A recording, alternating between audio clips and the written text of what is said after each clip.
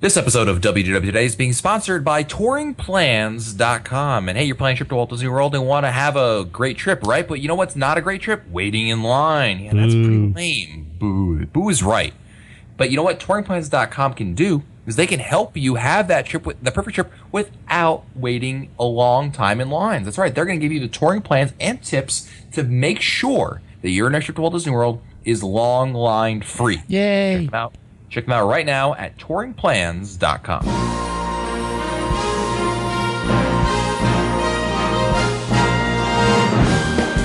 Bringing the world to your world, this is Walt Disney World Today. Here are Mike Scopa, Len Testa, Mike Newell, and your host, Matt Hochberg. It's Monday, May 16th, 2011, and this is episode 877 of WDW Today. I'm Matt Hochberg of StudiosCentral.com. Joining me on today's show is Mike Scopa, a senior feature writer and blogger for allears.net. Welcome, Mike. We have quite a variety of marine life living within our base of operation, which is the largest of its kind in the world. Is it the Living Seas? What about the living seas? Was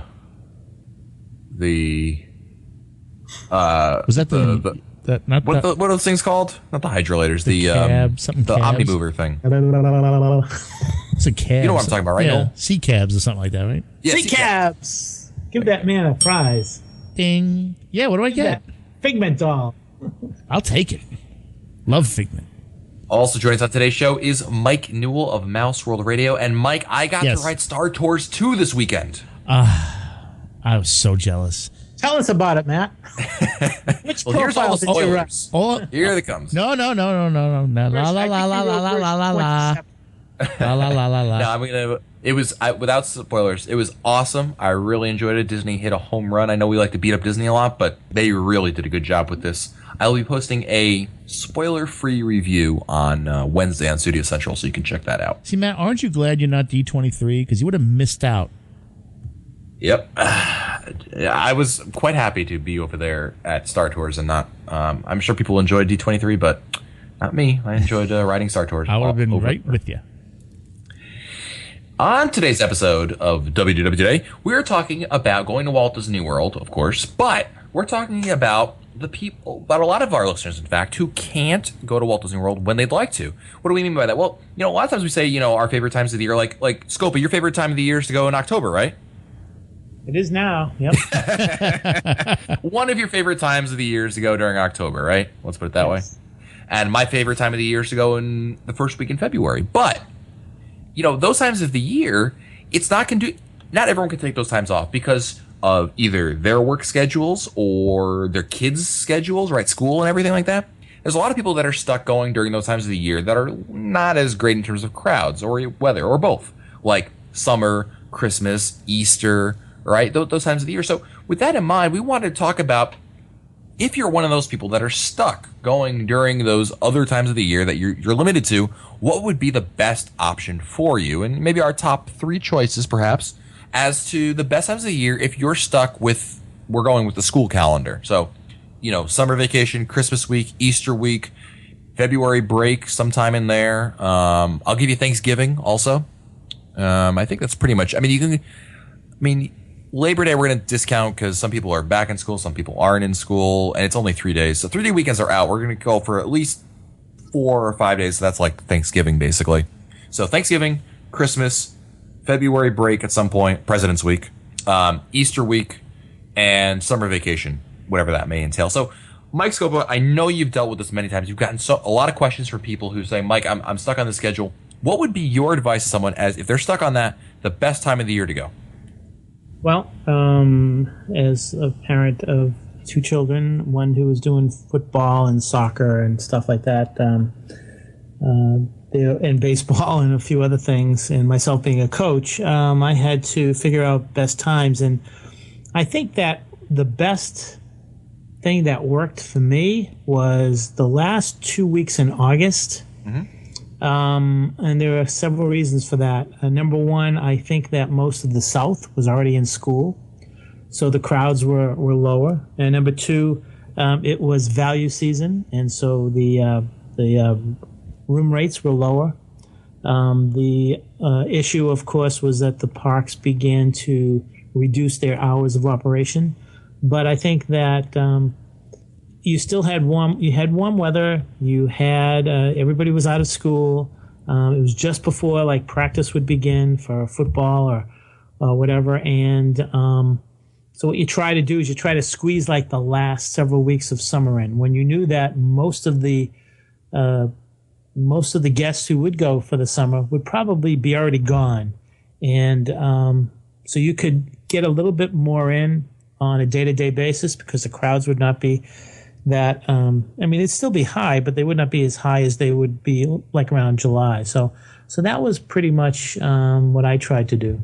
Yeah, those last 2 weeks, Mike. I mean, Disney thinks that they're also still having Labor Week. That's the start of their value season, and I would agree with you on that. I think it's still summertime, but those last 2 weeks, for whatever reason, the first 2 weeks in August, still you've got the high summer levels, but the last 2 weeks they go down. And I think you mentioned that a lot of the schools in the South go back already to school at that point, and that's definitely true. And I would agree with that. If you can go, I mean, when I was a kid, I grew up in Connecticut, and we wouldn't go back to school until after Labor Day.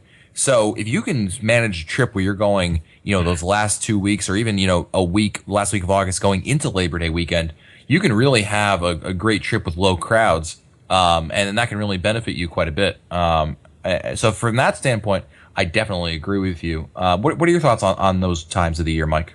Newell? Well, when we bought DVC in 1993, we had the option to go anytime we wanted.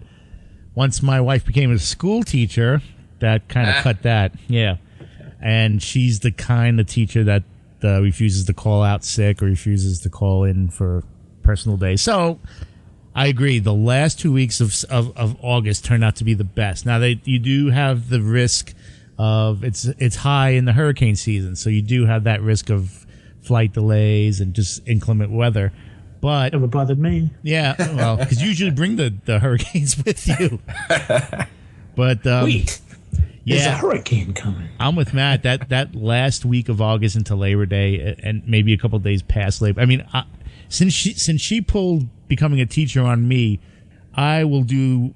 When do you have to go back? When do you start school? Wednesday. Okay, we're gonna fly back Tuesday. I'll wait till the very last day to go back home. So I'll squeeze out as much as I can out of that last week just to, and like Mike said, because the South is back at school. Those who are up north who are in sports are usually back a few weeks early. Like I know football starts, like mid-August. So a lot of those teams have to be back early too. So it's a big difference than June, when the first week of July, when the kids just get out. So that's my pick too. Yeah, I think we're all in agreement. That's probably the best. If you're stuck to the school calendar, that's the best time. But, there's a lot of people who, like we mentioned, live in the South or go back, regardless of where you live, go back to school well before Labor Day. And I know in the South, like in Georgia and South Carolina, they go back to school in like August starts. I remember Annette, if she was on, we always heard about her kids going back to school in like the first week of August, which always seemed like crazy to me. So if August is out as an option, what's the next best pick for you? And you know what? I'll let you guys mull on that because I was thinking about it a little bit. And my choice for the next best time of year is going to be February, President's Week. And the reason why I pick it is it's kind of a lesser of two evils scenario. I think Christmas week is the worst time to go. Mm-hmm. I think Easter week is the second worst time to go. And therefore, with summer out, Thanksgiving is pretty busy. I'm leaning towards President's Week. Just because it's very busy on President's Day, which is that Monday. So that weekend is kind of busy. But as you move through the week and you get to the end of the week, I find the crowds subside a little bit. And that's just, out of my own personal experience. So my second best time would be President's Week in February. Scopa, what are your thoughts on your second best time of the year to go? When we're talking certain times of the year, Matt, we're talking also with the expense. I think that I would almost say that I would suggest, if possible, how about the 5 days before Christmas? You got to go with what? So what are your days on that one? Like the 19th? Well, I'd say like the 19th, 20th, 21st, 22nd, 23rd, or maybe even the 20th to the 24th. I mean, because we're talking 5 days. And the reason why I say that is that I know that Len and I have talked about this, and the crowd calendar is not really, really low, but pretty low for that time of year. I think that you could probably get away from school. You could probably sneak away, and depending upon how the calendar falls, like this year, well, I don't know how it would fall this year. Well, it looks like it would be pretty bad. But, so what you do is you steal about maybe 2 days away from the school year, just before Christmas, because nothing's going to get done 2-3 days before Christmas anyways. So you try to do that, but you're out of there by Christmas Eve, So Yeah. that would be one choice I would have. Okay. I mean, my only issue with that is just that I don't know if people can get that time off, because it always depends on how this calendar falls. And when I was in school, I know that we only got like maybe a day or two before Christmas, like the 23rd. Like we get obviously 24th and 25th off, and then I think it was like a half day on the 23rd. It also depends on how the calendar falls, of course. Newell, what's your second pick? Second best time with the school calendar in mind? My was always the President's Week in February, but Mike brings up a good point. Especially airline fares were crazy in the middle of February. So yeah. I was going to say, I think airfares are pretty much going to be crazy no matter what all these times we're talking about. But yeah, that's definitely not true. so much in August. The airfares were always reasonable in August. But in February, oh my goodness! I mean, for two people, this was. We haven't gone down in February in quite a number of years, but even 5-6 years ago, airfares were for two people maybe $600-700 round trip. So the great thing about February is the weather, because February is a month of the year where it's starting to get warm again, but it's nowhere near hot by any means. So it's great theme park weather. Like, it's the kind of weather where you can feel comfortable outside. You probably have to wear jeans, maybe shorts, like if the weather cooperates. But great weather, no chance of hurricanes. Right. It's the dry season, so there's really no rain.